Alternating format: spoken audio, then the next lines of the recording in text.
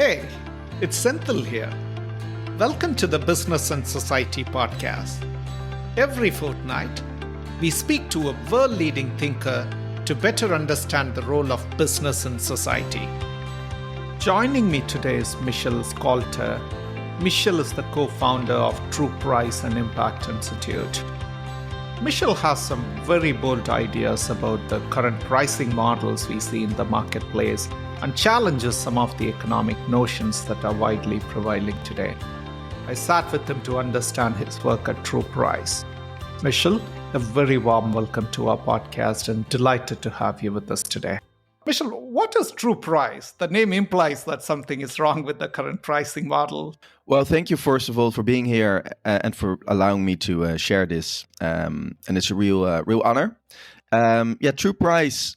Yeah, as you say, we currently have false prices, a price crisis, meaning that we actually do not incorporate the things that we should value, such as the dignity of work, the sustainability of nature, and therefore the extraction and exploitation is cheaper than actually incorporating dignity into the production and consumption practices.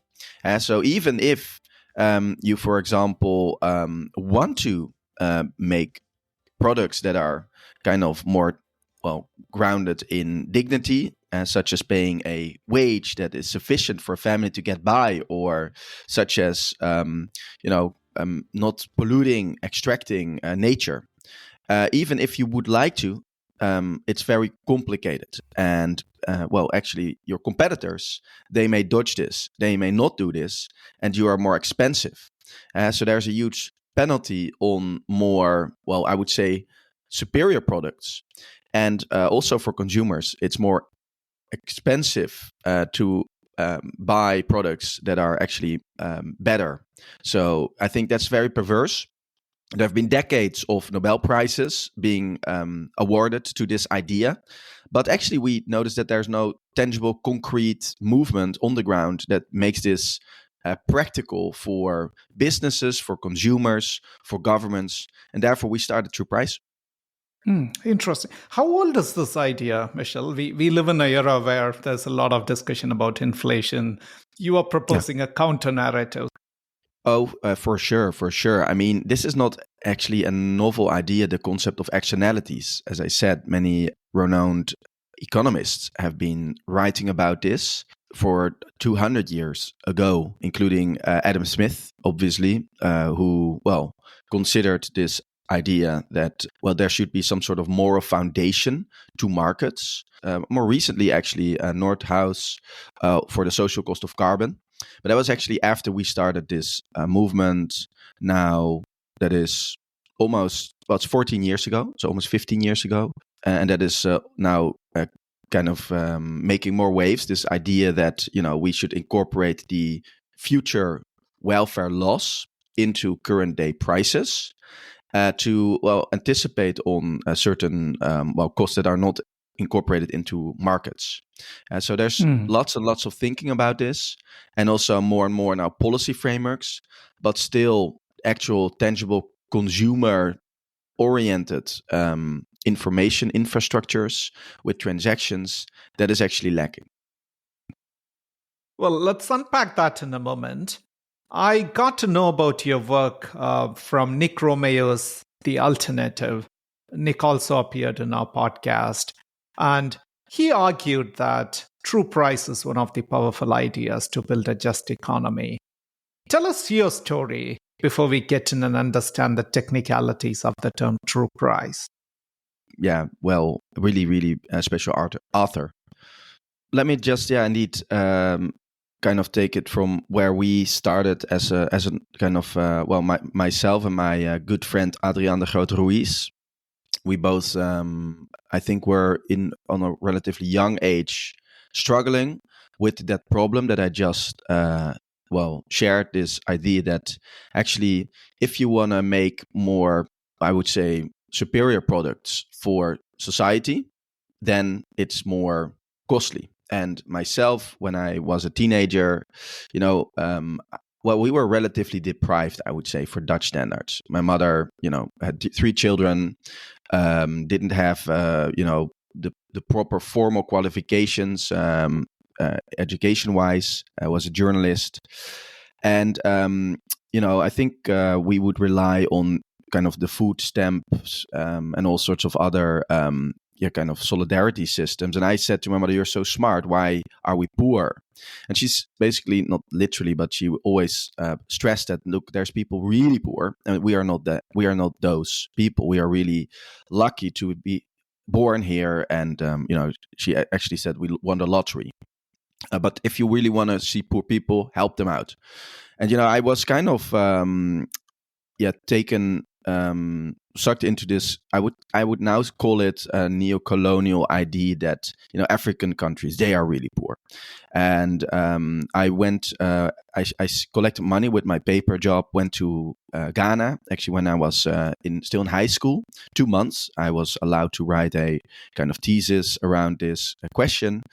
And I searched for the real poor people. And I met my host family's mother, Madam Grace, and she laughed when I told her I was searching for really poor people. And she's laughed like, you're looking for poor people? Oh, come on. Are you kidding me? But actually, she worked for USAID in developing development projects. And she took me to a small village in Swazi. And there was really the situation there we're in with a hardworking cocoa farmer village. Had to walk 5 kilometers to get water from a polluted pond. It was just very striking. And actually, what I noticed is that I was now suddenly the person who had some sort of authority simply because the color of my skin. I felt it was so weird and so wrong that I, as a teenager, was welcomed, rewarded bananas, welcomed by the head of the community, and I felt like I at least should do something to address this fact that children are dying from diarrhea out of nothing. And I noticed when I went back to my high school and I had to study this for my thesis, that actually this wasn't a coincidence that those farmer communities were in poverty. And I also noticed that the cocoa value chain actually run through Amsterdam. And then in the harbors of Amsterdam, in the production locations in Belgium and in the Netherlands or in Switzerland, there were made billions of euros of profits. And at the same time, these farmers are, extremely poor still because they don't get enough for their production. And I just couldn't grapple this. I felt so used by the system that I was kind of, and I actually, did with my high school water pump projects, collected 6,500 euros, which is kind of equivalent to dollars now with the current kind of currency ratio. But I felt really like, I'm trapped in this system of giving some breadcrumbs to poor people with a very obvious colonial past, where these structures also existed. So I was wondering whether this even fundamentally changed. Also noting the enslavement on a larger scale, out of poverty, actually, unfortunately, by many farmer communities. And at the same time, we make billions over the back of those communities. And I was like, rather just be exploitative, right? Rather just be, ruthless, inhumane, than acting as if you want to make the world better and at the same time just milking the cow. I couldn't stand this. I felt so cynical and so used. I actually went to university. Instead of going for economics, I went to sociology. I felt like we need to redefine the fundamental foundations of what we consider economics and rewrite the concept of a price. And actually, I went into a think tank. I met my co-founder, Adriaan. who is still my my homie, and also kind of the person that I work with. And he was an econometrician. He started his PhD when I started my bachelor's, and we both went to a think tank. I was lucky enough to join a very prestigious group of thinkers and former minister presidents, executive of large companies, including Unilever. And we were actually used to writing policy recommendations to governments, including the Dutch government. But the political mandate actually vanished due to a bit more, call it anti-sustainability, anti-climate, right-wing party that came in power. And we thought, what can we do for really addressing this problem at heart? I actually wasn't so sad that this concept of sustainability and development aid, that this became a little bit more controversial, because I saw the irony in it and the cynical side of it too. So I felt like this is the moment to really address this concept, and somehow this idea of a true price fell in the room. And it struck me When like was lightning. this? Sorry, no, I mean, which year was this? Was it? This is 10 years back. I would say 2010. So this is 15 years ago. Yeah. Right. Okay. Yeah. Interesting. And look, there are many ways to make the changes you want to see in the African communities you have seen. Let's take cacao farmers, for example. Yeah. Why did you take a price and pricing in externalities, etc.? As you rightly said, it was the idea in history books and economics books for a long time. But it's such a massive challenge. You want to change the world. I mean, the majority of the world runs on the economic model of efficiency, getting the best price. In Australia, we just had the Boxing Day sale, which is equivalent to the Black Friday sale, the United States, where you get, superb discounts and stuff. Now, what you're saying is that's very wrong. It has to be like 2x or 3x of the current price. So why did you choose this aspect, which is really hard, according to me? Yeah, it's a good question.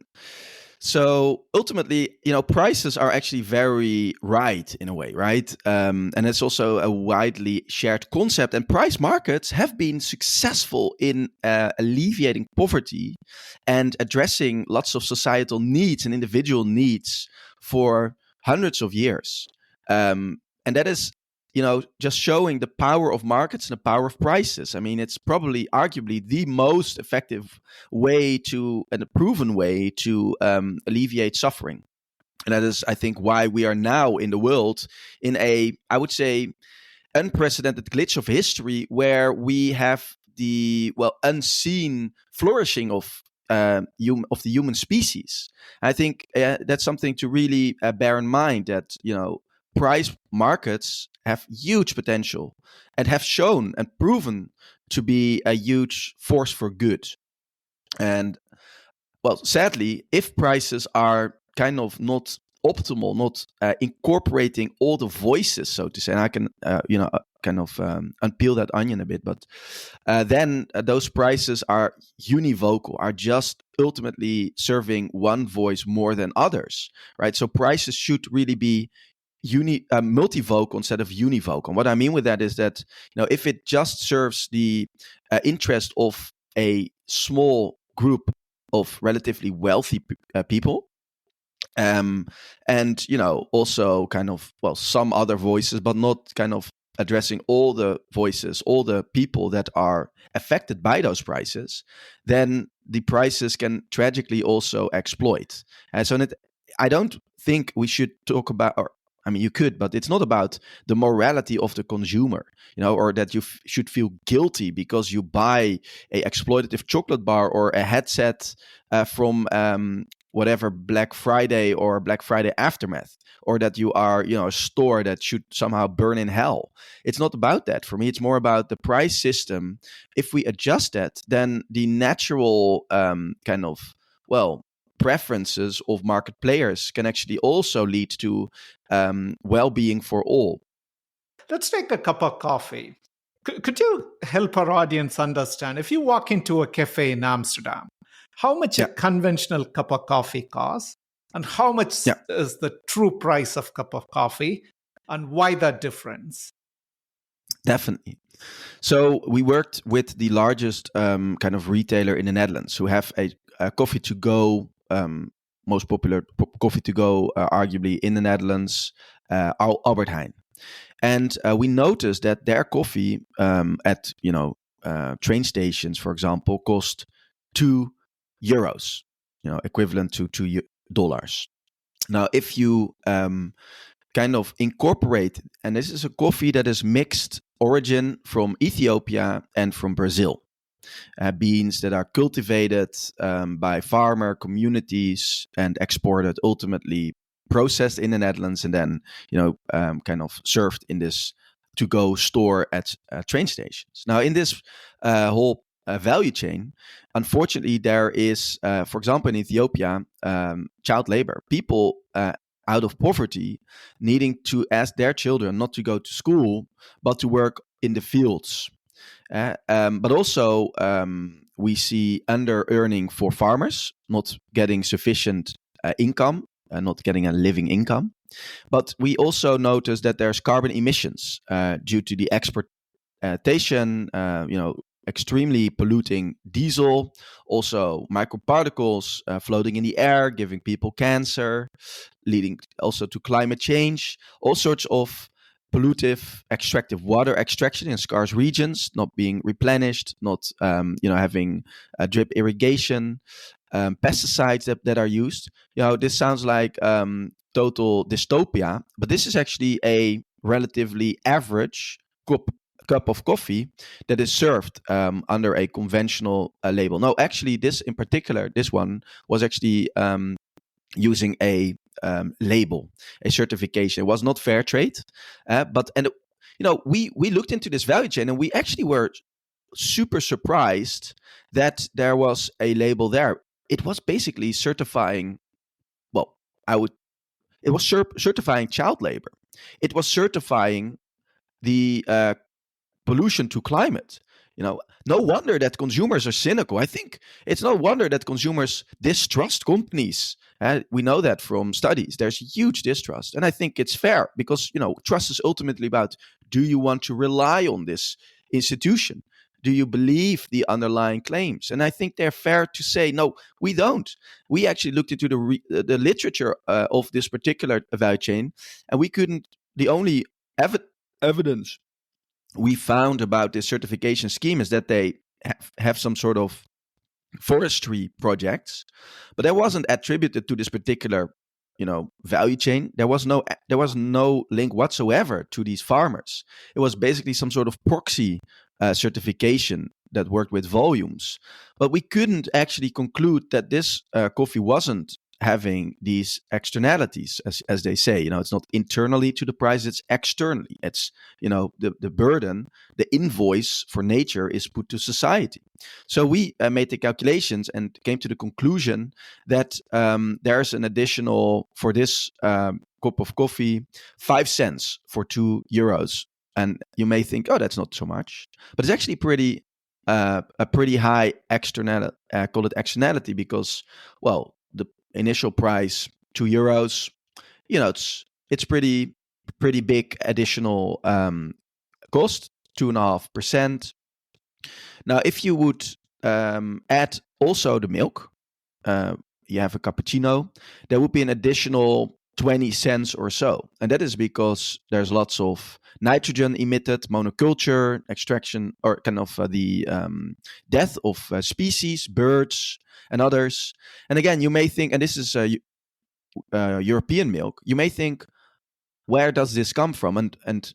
But the point is that we make all of these transactions with all of these cups of coffee, not just by one consumer once a year, but we do this billions and billions of consumers every minute all around the world. And that leads to these massive problems that we see today, and these, extreme poverty communities every day, despite their hard work. And so, we showed that to the consumers in the store, and they were actually allowed to choose whether they would or would not pay. And what we saw is that there was a 20% voluntary payment. So it was a mandatory choice. They could opt out or opt in. 1 out of 5 consumers said, I am willing to pay for this. invoice for nature, invoice for these kind of coffee farmers that are currently facing extreme poverty. I think that's a very nice result. We were able to raise, I don't know, 10,000 or so, I think, or more with all of these. And it were just 3 purchase points during 2 months. Let's suppose you implement this true price in a generic context.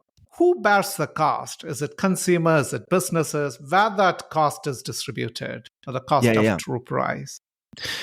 I mean, this is a very, very fair point, and it should be asked all the time. And we should be extremely skeptical about the intention of every one of us. At the same time, I feel like we can also point fingers uh, until infinity and not get anywhere. And I think that kind of sentiment is sometimes blocking. Nonetheless, yeah. Well, and we believe that everyone should pay its fair share. I believe that even if everyone is pointing fingers to each other, it's better to, take responsibility than to dodge your responsibility. I believe if you, enjoy the coffee and you have the budget, you should pay, even if the corporation that offers you the coffee is ruthlessly exploitative and makes billions of profits. I still think you have the responsibility. But maybe it's because I was a fan of Spider-Man, and I just live by his motto: with great power comes great responsibility. The ability to respond to the needs of people, for me, is a normal thing. And I think, luckily many billions of youngsters are, kind of trained by this idea. And that is why we see so many people actually taking their responsibility.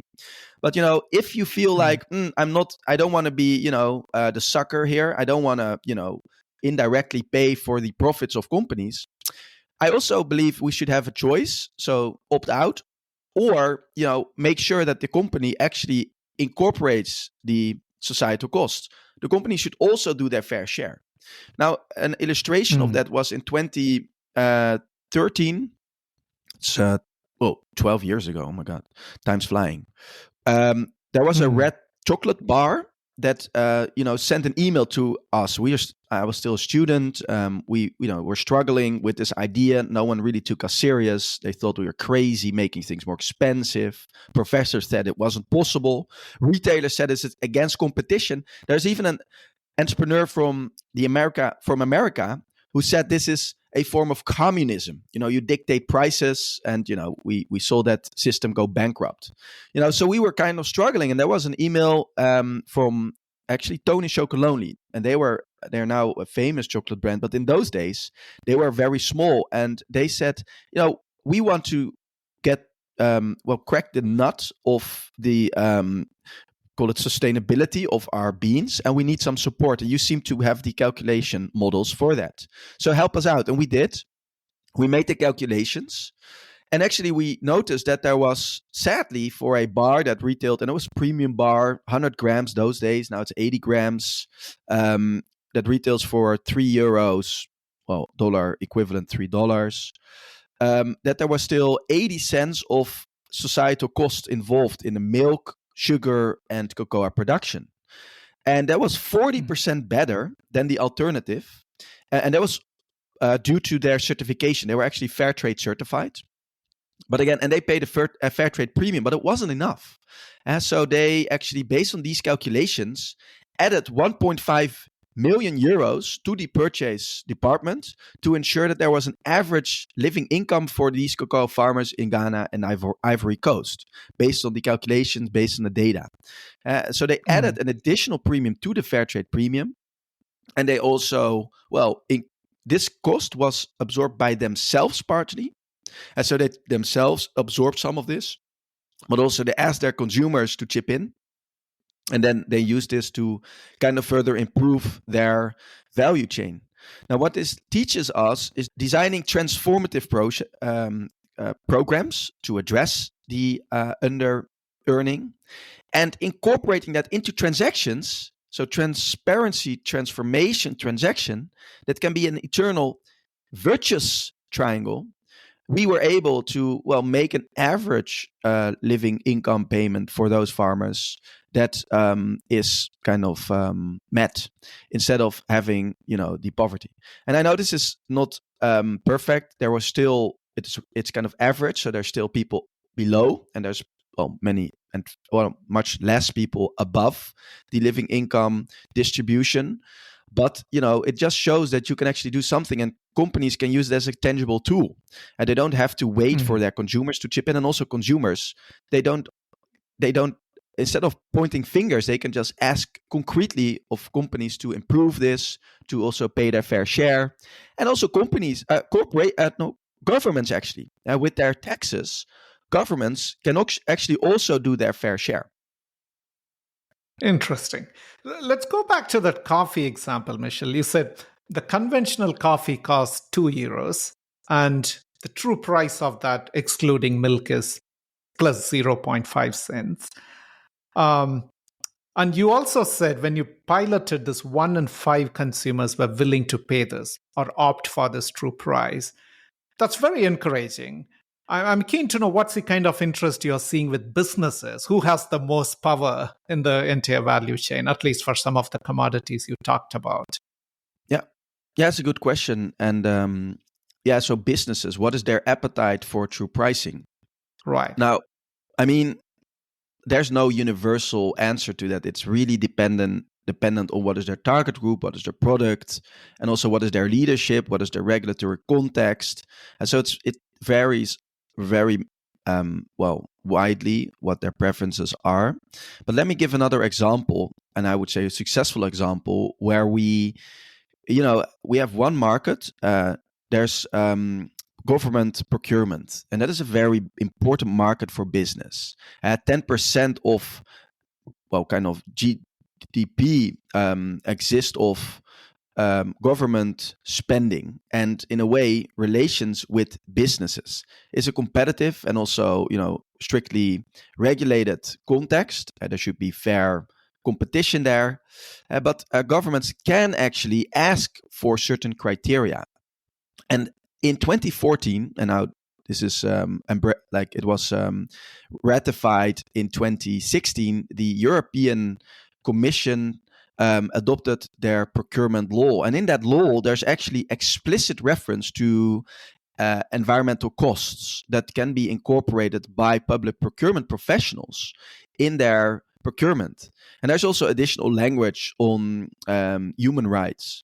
So we've been propagating this for over a decade now, that procurement professionals should incorporate true pricing, simply out of policy coherence, simply because it's extremely inefficient to, on the one hand, have social welfare programs, and on the other hand have poverty wages.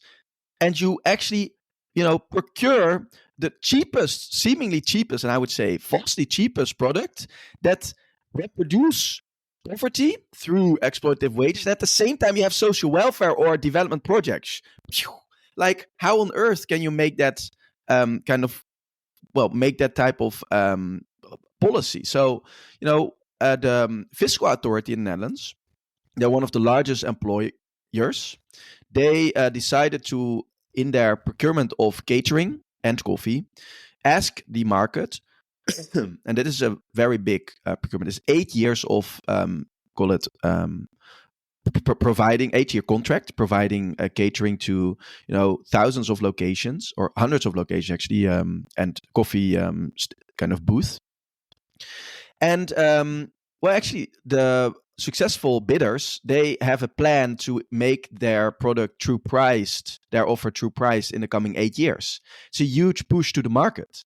And that's just to illustrate. We now work with the state of New York in a similar context for school lunches, to ensure that there's a fair deal for workers. There's a fair deal for the environment, so that those businesses that add value locally, they will actually win, rather than those businesses, I call them zombie companies, that are often not rooted locally, that often don't really care about anything but their own wallet. And they often now win, because this is the perfect formula to win in a context where prices are false. Now, if we consider the true price, then I think we have lots of potential to, create local value. And this is with Cornell University. It's still in the kind of early stages, but just shows that there's lots of potential there for business true pricing. Interesting. But I mean, you said school lunches. Is that correct? That elicits a new question in me. So true price, you don't choose a commodity and set a price for it. But say if I give you a product, you basically factor in all these externalities and just tell me, Senthil, this is the true price of this pencil. Is that correct? That's your work. Okay. That's very interesting. Got it. But I'm sure you will face some criticisms. I was doing a research for this discussion, and I realized that people sometimes ask questions like, I mean, how can you define a price for, say, things like carbon, water? These are like very, very hard things to quantify. Would you have some response to it? Yeah. It's true. And it's a very good question. Like, what is the, foundation for that? Isn't it super subjective? Isn't it super arbitrary? And I think to an extent, exactly, it is. It is subjective. It is arbitrary.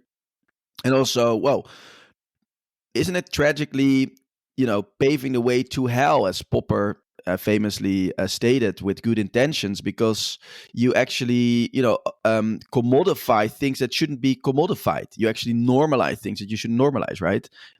Maybe it's over there somewhere, the book by Professor Sandel on, the moral limits of markets. The price, I think, is something like the price of everything, or we shouldn't be pricing everything because, you can tragically, devalue things that are now valued, kind of from a moral perspective. This is extremely normative and, constructed, and in a way subjective too, and also arbitrary. For example, profit, another information system, to this date in the Dutch list exchange, there's 20 definitions of profits. We may consider it objective, but it's actually super not objective. Or prices. Any price specialist knows how, completely random sometimes, or, sometimes arbitrary certain prices are. It just depends on where it lies in the shelves. The same product in a package that looks a bit more flashy or fancy is much more expensive than the other. So prices are anything but objective, are super, subjective. So this is not different for a true price. And also the methodological foundation. What we do, we take ratified international norms by the United Nations. And so in 1946, Eleanor Roosevelt, an American, I would say, visionary leader, I think one of the most visionary leaders we've had in our history, she carried forward the Universal Declaration of Human Rights that was accepted by all the countries in the world as the normative foundations for dignity, to ensure that people are no longer, and sadly we haven't succeeded, but are less exploited by governments, such as what we saw in the Holocaust in the 1940s with the Second World War. This was a direct response to protect people against Nazi exploitation and ruthlessness. So these are ratified norms.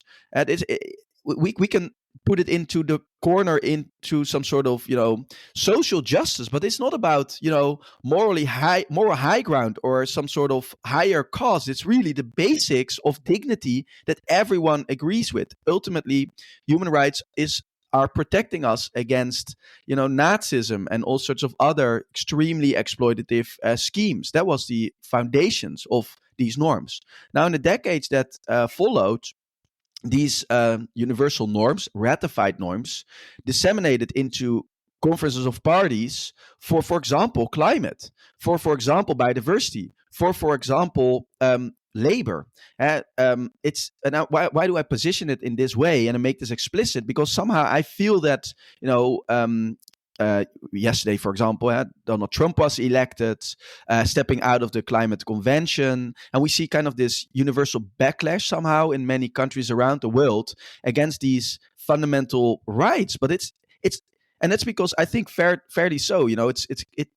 These norms floated away from its origin. It's really about protecting ourselves from the most ruthless exploitation. It's the basis of dignity. It's nothing, morally highbrow. It's really something fundamental. And we did with true price and with the true price standard, we took these norms and basically tried to in kind of distill what is the duty. If you have a duty to protect and respect those rights, what is then the duty to pay in a market context? Because we are talking about markets, we are talking about business and consumers with transactions. So then it's, I think, a fair question: what would be the price in that market context? What would be the bill if you would respect and protect these universally ratified norms, which is, I would say, actually a framework that originated in, the United States, that has been carried forward by many countries. I think United Nations, as the global institution, is probably one of the few globally recognized institutions that we can rely on when it comes to the question of dignity. And just using that as the foundation for the true price standard, I think it may be subjective, but at least it's something that we have all agreed upon in more or less democratic manner. Right. There are many countries, for many policymakers, inflation and fighting cost of living remains us one of the key priorities. Um, um, in this context, how confident are you about the future of true price? Because your narrative is completely counter to that, saying that forget about cheap prices, pay true price, which is the another extreme. So I'm keen to know, what are your thoughts about the future of this idea or your movement? I would very much disagree with the fact that our narrative is against this. I think this is exactly showing and proving our point. And by the way, what we do is we calculate what is the cost to compensate, restore, and prevent the kind of infringements of those rights, including the underpayment and under-earning of workers. And I think that is already pointing out that, the fact that we have insufficient spending power is because we do not actually pay living wages or living income. So that is, I would say, one of the root causes of having this cost of living crisis in the first place. And we take that, question and try to address that. And so ensuring that people get sufficient money in the first place is part of the true price. Also, we say it should be transparent, and that is the start of it, and then use that for transformation and transaction.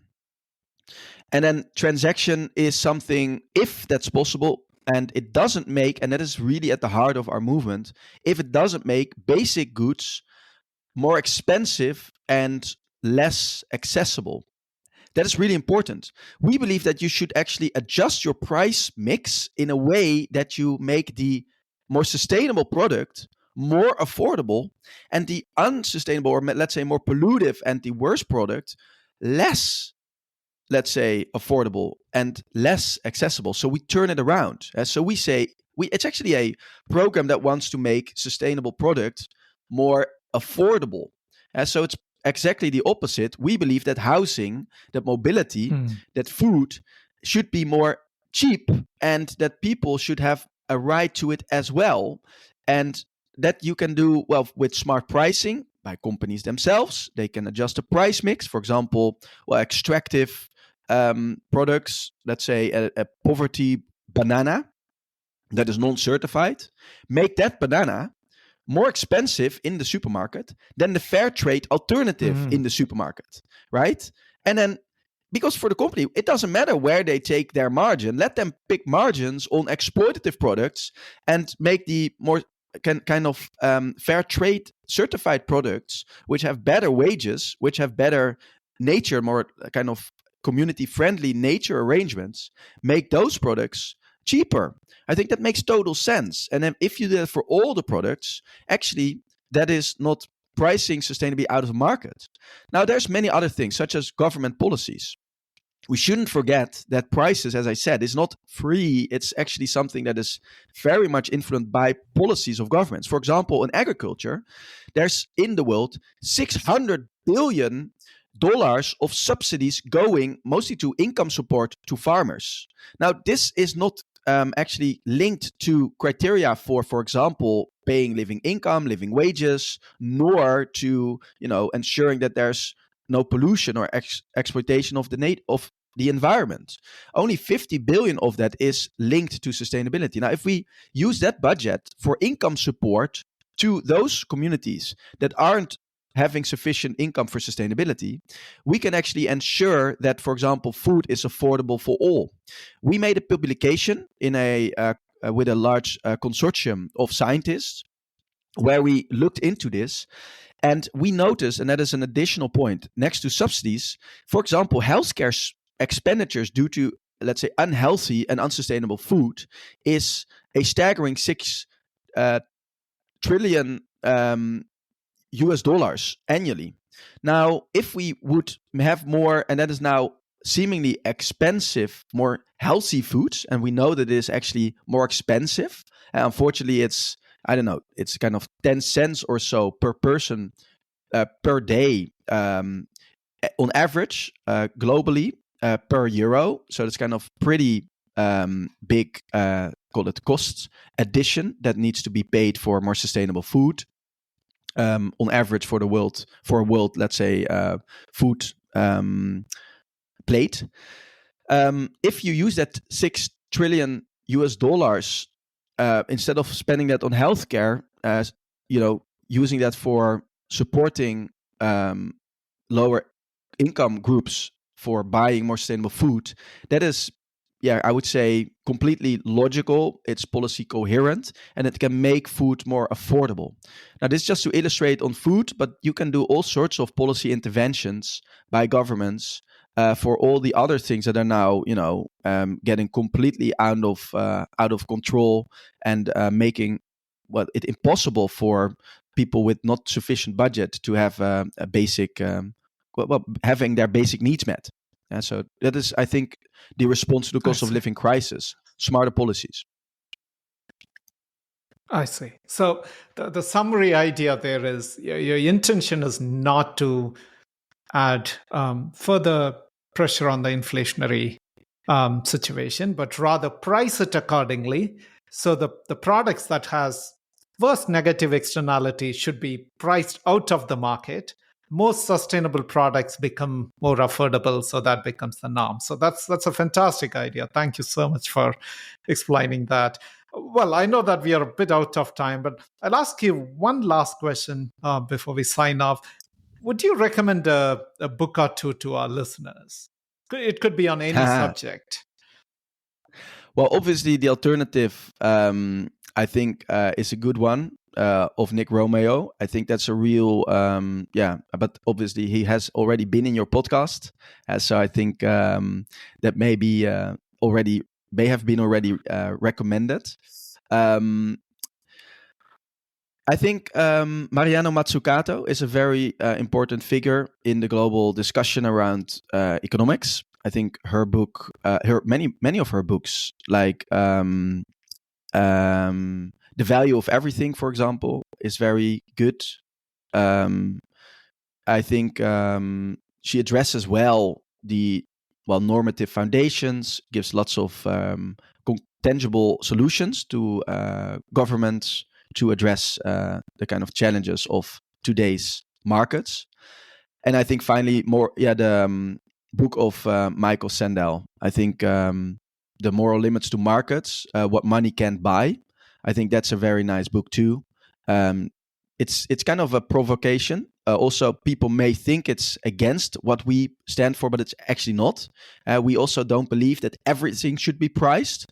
For example, things that like art, or I think as long as it's out of markets, you shouldn't price that, right? And also, if you price it, then I feel you should not reduce it to the price. For example, labor, we don't reduce people only to its price. Luckily, in many countries in the world, we also have still rights to it. We don't consider them just walking FTEs, we also consider them humans in itself. And so I would put this nuance to his book, but he does point out that, there's this huge commodification trend, and he just, illustrates the need to price responsibly. So yeah, these books I can wholeheartedly recommend. Great. Excellent. Michel, thank you so much for taking your time and answering all these questions. And I wish you the very best. Thank you so much. Thank you for this occasion, and also you good luck. I mean, I hope everyone buys more fair trade products, because I think it's a very important movement. It's one of the best alternatives.